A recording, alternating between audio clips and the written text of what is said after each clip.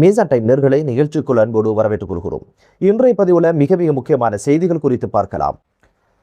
Hormuz ஜலசந்தியில் அமெரிக்காவினுடைய தலையீட்டை அனுமதிக்க மாட்டோம் என எச்சரிக்கும் ஈரான். மீரா என்ற பெண்ணுக்காக ஹூதிகளுக்கு எதிராக ஆயுதம் ஏந்தும் யெமனுடைய பழங்குடியினர். யார் இந்த மீரா என்ற பல்வேறு செய்திகள் தான் இன்றைய பதிவு. வாங்க வீடியோக்குள்ள போகலாம், விரிவாக பார்க்கலாம்.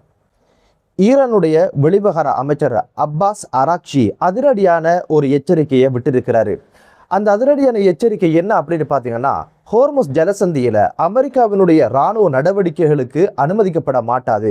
இதுக்குள்ள அமெரிக்கா மூக்க நுழைக்க வேண்டிய தேவை கிடையாது. ஹோர்முஸ் ஜலசந்தி பற்றி அதை அண்டிருக்கின்ற நாடுகள் பார்த்து கொள்ளும், அதை கட்டுப்படுத்துகின்ற அதை கவனிக்கின்ற பணிகளை அந்த நாடுகள் செய்து கொள்ளும். அமெரிக்காவுடைய தலையிட்ட அனுமதிக்க முடியாது அப்படின்னு சொல்லி பயங்கரமான ஒரு எச்சரிக்கையை அவர் விட்டிருக்கிறாரு. இந்த எச்சரிக்கை விடுறதுக்கான காரணம் என்ன அப்படின்னு பார்த்தீங்கன்னா, பிரித்தானியாவும் பிரான்சும் இணைந்து ஒரு அறிக்கையை வெளியிட்டிருக்கிறாங்க. அந்த அறிக்கையில் என்ன விஷயம் குறிப்பிடப்பட்டிருக்கு அப்படின்னு கேட்டீங்கன்னா, ஒமானுடைய அதிகார எல்லைக்குள்ள ஹோர்முஸ் ஜலசந்தியில சர்வதேச கப்பல் போக்குவரத்துடைய பாதுகாப்பை ஒமான் உறுதிப்படுத்தணும் அப்படின்னு ஒரு விஷயத்தை குறிப்பிட்டிருக்காங்க.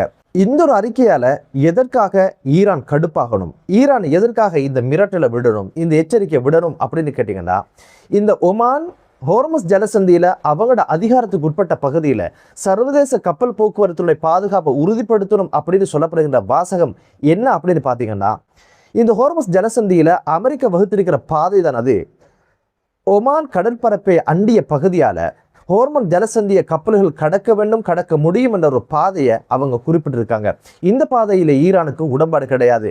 ஹோர்முஸ் ஜலசந்தி தமது கட்டுப்பாட்டுக்குள்ள இருக்கும், தாம் காட்டுகின்ற பாதையத்தால் பயணிக்கணும், தம்மிடமே அனுமதி பெற்று செல்லணும் அப்படின்னு பல்வேறு நிபந்தனைகளை ஈரான் போட்டிருக்கிறதுனால அந்த பாதையை பயன்படுத்தக்கூடாது, இந்த பாதையை தான் பயன்படுத்தணும் அப்படின்னு ஒரு நிலப்பாட்டில் ஈரான் இருக்கிறதுனால இப்ப பிரான்சும் பிரித்தானியாவும் இணைந்து வெளியிட்ட அறிக்கையில ஒமான் ஹோர்முஸ் ஜலசந்தியில அவங்களோட அதிகாரத்துக்குள்ள இருக்கின்ற பகுதியினால கப்பல் போக்குவரத்துடைய பாதுகாப்பை உறுதிப்படுத்தணும் அப்படின்னு தான் அந்த அறிக்கையில சொன்னாங்க. அதனால பிரித்தானியாவும் பிரான்சும் இப்போது அமெரிக்காவுக்கு சைடு எடுக்க ஆரம்பிச்சுட்டாங்க அப்படின்னு தெரிஞ்சதுனால தான் இந்த ஒரு தைரியத்தினால மீண்டும் அமெரிக்கா ஏடாகுடமாக ஏதாவது செஞ்சிரும் அப்படின்ற அடிப்படையில தான் கணக்கு போட்டு அப்பாஸ் அராக்ஜி அங்கெல்லாம் பாதைகள் கிடையாது, ஹோர்முஸ் ஜலசந்தி எமது துரும்பிச்சிட்டு நாம் சொல்வதுதான் சட்டம், இந்த சமாதான பேச்சுவார்த்தைக்கு பிறகு ஒமான் நாட்டோட இணைந்து தாம் ஹோர்முஸ் ஜலசந்தியை எப்படி நிர்வகிக்கிற அப்படின்ற இரு நாடுகளுக்கு இடையிலான ஒப்பந்தத்தின் அடிப்படையில் அதை நாங்கள் பார்த்துக்கொள்வோம். இதனுடைய அதிகாரமும் இந்த ஹோர்முஸ் ஜலசந்தியோட கப்பல் போக்குவரத்தை கவனிக்கின்ற பணி ஹோர்முஸ் ஜலசந்தி அண்டி இருக்கின்ற நாடுகளை சாரும். இதுக்குள்ள அமெரிக்கா வாலாட்டவோ மூக்கோட்டவோ தேவை கிடையாது என்பதுதான் அப்பாஸ் அராக்சி அவர்களுடைய அறிக்கையில சொல்லப்பட்டிருக்கின்ற எச்சரிக்கை. இப்போது அங்கிருக்கின்ற 8000க்கும் அதிகமான மாலுமிகள் அந்த கப்பல்களே அவர்களுடைய மிதக்கும் வீடுகளாக மாறி இருப்பதாகவும், உணவுக்கான தட்டுப்பாடுகளை அவங்க இப்ப எதிர்நோக்கி இருப்பதாகவும், உணவு தட்டுப்பாடை தவிர்ப்பதற்கு இப்போது மீன்பிடியில் அவங்க ஈடுபடுறாங்க அப்படின்ற பல்வேறு விஷயங்கள் சர்வதேச ஊடகங்கள் செய்தியை வெளியிட்டிருந்தது. இந்த மாலுமிகளுடைய கோரிக்கை என்ன அப்படின்னு பாத்தீங்கன்னா, அமெரிக்கா ஒரு பாதையை காட்டுது, ஈரான் ஒரு பாதையை காட்டுது, எந்த பாதையில பயணிக்கிற, ஈரான் காட்டுகின்ற பாதையில பயணிச்சா அமெரிக்கர்களுக்கு கடுப்பாகுது, அமெரிக்கர்களுக்கு சொல்லுகின்ற பாதையில பயணிச்சா ஈரானிகள் துப்பாக்கி சூடு நடத்தி மிரட்டுறாங்க, அதனால ஒட்டுமொத்தமாக எமது பாதுகாப்புக்கு உத்தரவாதம் வழங்கப்பட்டால் மட்டுமே ஹோர்முஸ் ஜலசந்தியில் நகருவோம் அப்படின்னு சொல்லி விடாப்பிடியாக அவங்க இருக்காங்க. யெமன் ஹூதிகளுக்கு எதிராக இப்போது யெமன்ல இருக்கிற பழங்குடியினரே இப்போது ஆயுதமேந்தி போராடுவதற்கு துணிஞ்சிருக்கிறாங்க. இதுக்கான கதை எங்க தொடங்குது அப்படின்னு பாத்தீங்கன்னா, மீரா சதாம் ஹுசைன் என்று சொல்லப்படுகின்ற ஒரு பெண்ணுடைய கதையை ஒட்டித்தான் இந்த ஒரு பிரச்சனை இப்போது உருவெடுத்திருக்கு. மீரா சதாம் ஹுசைன் அப்படின்னு சொல்றவ யார் அப்படின்னு பாத்தீங்கன்னா, சதாம் ஹுசைனுடைய மகளாம். இவ போய் ஹூதிகள் அரசிடம் என்ன சொல்லியிருக்கிறா அப்படின்னு கேட்டீங்கன்னா, ஹூதிகள் கைப்பற்றிய எனது தந்தையோட சொத்துக்களை தந்துடுங்க அப்படின்னு சொன்னதோட, சொத்தா கேட்குறீங்க சொத்து அப்படின்னு சொல்லி ஹூதிகள் இவ அதிரடியாக கைது செய்து சிறையில் போட்டாங்க.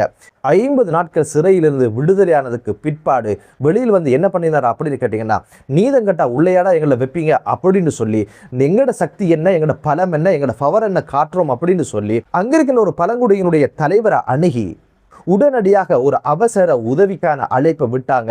யெமன்ல இருக்கிற ஒட்டுமொத்த பழங்குடியினரும் இப்போது இவருடைய அவசர அழைப்புக்கு பதில் சொல்லும் வகையில பையான் என்ற பகுதியில கூடி எதற்காக வர சொன்னீங்க சொல்லுங்க ஐயா அப்படின்னு கேட்டிருக்கிறாங்க. இவருடைய தந்தையுடைய சொத்துக்களை கேட்க வந்த இடத்துல தான் இவ சிறையில வச்சுட்டாங்க, இவ என்னிடம் உதவி கேட்டா உதவி தருவதாக நான் சொல்லி இருக்கிறேன், ஆனால் என்னையும் சிறையில போட்டு மிகப்பெரிய ஒரு அவமான குற்றத்தை செஞ்சிட்டாங்க ஹூதிகள், இவங்களுக்கு எதிராக போராடணும், இவர்கள் காலங்காலமாக பழங்குடியினருக்கு எதிராக இழைத்த கொடுமைகளுக்கு முற்றுப்புள்ளி வைக்கணும், அந்த ஒரு விஷயத்தை வெளிப்படையாக நான் சொல்லிட்டேன், உங்களுடைய கருத்துக்களையும் சொல்லுங்க, இதுக்கு மேல் அமைதி காக்க முடியாது, அடங்கி போகவும் முடியாது அப்படின்னு சொல்லி இப்போது ஒட்டுமொத்த பழங்குடியினரையும் ஹூதிகளுக்கு எதிரான ஒரு போரை தொடங்கணும், பழங்குடியினருடைய மரபுக்கு முன்னால் இவர்கள் பதில் சொல்லியாகணும், அதற்கான தண்டனையை பெறணும் அப்படின்ற ஒரு கோரிக்கையை தான் முன் வச்சிருக்கிறாரு.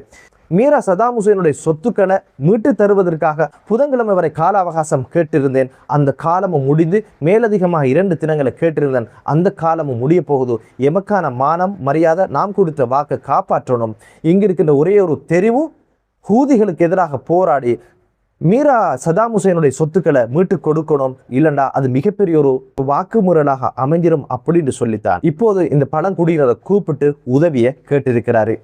உண்மையிலே மீரா சதாம் ஹுசேனுடைய மகள் தானா? மகளாக இருந்துட்டா ஹூதிகள் சதாம் ஹுசேனுடைய சொத்துக்களை கையகப்படுத்தினாங்களா அப்படின்ற ஒரு விஷயமும் உறுதிப்படுத்தப்படணும்.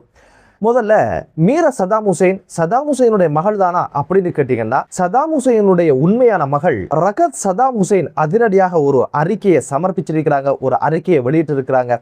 அதுல குறித்த பெண் சதாம் ஹுசேனுடைய மகள் கிடையாது அப்படின்னு ஒரு விஷயத்த சொல்லிட்டாங்க. அதுபோக ஹூதிகள் சதாம் ஹுசேனுடைய சொத்துக்களை கையகப்படுத்தினாங்களா அப்படின்னு கேட்டீங்கன்னா, அதற்காக இவர் சமர்ப்பித்த ஆவணங்களும் போலியானது அப்படின்னு ஒரு விஷயம் தெரிய வந்திருக்குது.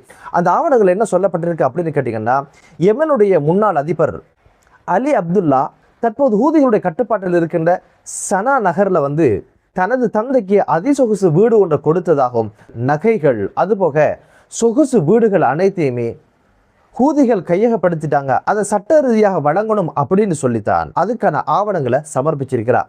இந்த ஒரு விஷயம் குறித்து இப்போது ஹூதிகளுடைய உள்விவகார அமைச்சகம் என்ன அறிக்கையை வெளியிட்டிருக்கு அப்படின்னு கேட்டீங்கன்னா, குறித்த ஆவணங்கள் அனைத்தும் போலியானது, இவருக்கும் சதாம் ஹுசேனுக்கு எந்த சம்பந்தமும் கிடையாது, இவர் யெமன் நாட்டை சேர்ந்த ஒரு பிரஜை அப்படின்ற ஒரு விஷயத்தை இனங்கண்டு இதற்கு எதிராக நீதிமன்றத்தினூடாக தண்டனையும் கொடுக்கப்பட்டு சிறையிலிருந்து வெளியே வந்தவ என்ற ஒரு விஷயம் இப்போது தெரிய வந்திருக்கு. அப்படியாக இருந்தா யார் பின்புலமாக இருந்தது பெண்ணை இயக்குறாங்க? இந்த பெண்ணினூடாக பழங்குடியினர் இப்போது ஹூதிகளுக்கு எதிராக ஒரு யுத்தத்தை தொடங்குவதற்கான பின்னணி தான் என்னென்ற பல்வேறு சந்தேகங்கள் இப்போது எழ ஆரம்பிச்சிருக்கு. இதுக்கு பின்னால் இஸ்ரேலுடைய ஏதாவது கைங்காரியம் இருக்குமா என்ற கேள்வியும் எழ ஆரம்பிச்சிருக்கு. காரணம் என்ன அப்படின்னு பார்த்தீங்கன்னா, ஹூதிகளை கட்டுப்படுத்தவும் பாபல் மந்தம ஹூதிகளுடைய கைகளிலிருந்து பிடுங்குவதற்கும் ஹூதிகளை பலவீனப்படுத்த வேண்டிய தேவை இஸ்ரேலுக்கு இருப்பதனால இந்த ஒரு விஷயத்துல ஒரு பெண்ணை உள்ள விட்டு அதற்காக பழங்குடியினரை தூண்டிவிட்டு ஆயுதங்களை கொடுத்து ஒரு போராட்டத்தை தூண்டி விடலாம் என்று இஸ்ரேல் கருதிருக்கலாம் என்ற சந்தேகம் எழுந்திருக்கு. காரணம் என்ன அப்படின்னு பார்த்தீங்கன்னா, சோமாலியாவிலிருந்து பிரிந்த சோமாலிலாந்து என்று சொல்லப்படுகின்ற பிரிவினவாதிகளால் உருவாக்கப்பட்ட பிரதேசம் அது. அதை அவங்களை சுதந்திர நாடாக அறிவிச்சிருந்தாங்க. உலகத்துல எந்த நாடுகளும் அவங்களை அங்கீகரிக்கல. ஆனா இஸ்ரேல் அவங்கள ஒரு தனி நாடாக அங்கீகரிச்சு சோமாலிலாந்தினுடைய தூதரகத்தை நிறுவியிருக்கிறாங்க. இருதரப்பு ஒப்பந்தங்களும் நடந்திருக்குது. இந்த ஒரு சோமாலிலாந்து நாட்டை இஸ்ரேல் அங்கீகரிப்பதற்கான காரணம் என்ன சொல்லப்பட்டது அப்படின்னு கேட்டீங்கன்னா, பாபல் மந்தம்ல ஹூதிகளுடைய ஆதிக்கத்தை தடுப்பதற்கு இவர்களை வச்சு ஒரு காயை நகர்த்துவதற்கு தான் இந்த ஒரு விஷயத்தை செஞ்சாங்க அப்படின்ற ஒரு விஷயம் சொல்லப்படுவது போலவே இப்போது நாட்டுக்குள்ளே ஹூதிகளுக்கு எதிரான ஒரு கிளர்ச்சியை உண்டு பண்ணுவதுதான் இஸ்ரேலுடைய காரியமாக இருக்கும். இந்த ஒரு காரியத்துக்கு பின்னால இஸ்ரேலுடைய கைங்காரியம் இருந்திருக்கும் என்ற விமர்சனமும் சொல்லப்படுது. பொறுத்திருந்து பார்க்கலாம். இந்த பழங்குடியினருடைய போராட்டம் ஆயுத போராட்டமாக மாறுதா? அந்த ஆயுத போராட்டமாக மாறும் பட்சத்தில் அதுக்கு ஆயுதம் கொடுக்கிறது யாரு, அவங்களுக்கு பணம் கொடுக்கிறது யார் என்ற பல்வேறு விடைகள் நிச்சயமாக தெரிய வரும். மீரா சதாம் ஹுசேன் என்ற ஒரு பாத்திரம் உருவாக்கப்பட்டு இப்போது காய் நகர்த்தப்பட்டிருக்கு. அந்த ஒரு கைத்தை பழங்குடியினர் விழுங்கியிருக்கிறாங்க அப்படின்ற ஒரு விஷயம் தெரிய வருது. என்னதான் இருந்தாலும் மத்திய கிழக்கு நாடுகளில் அமைதியான ஒரு சூழல் உருவாகட்டும் என்ற ஒரு பிரார்த்தனையோடு மற்றொரு காணொலியிலே உங்கள் அனைவரையும் சந்திக்கும் வரை விடைபெறுகிறேன். நன்றி.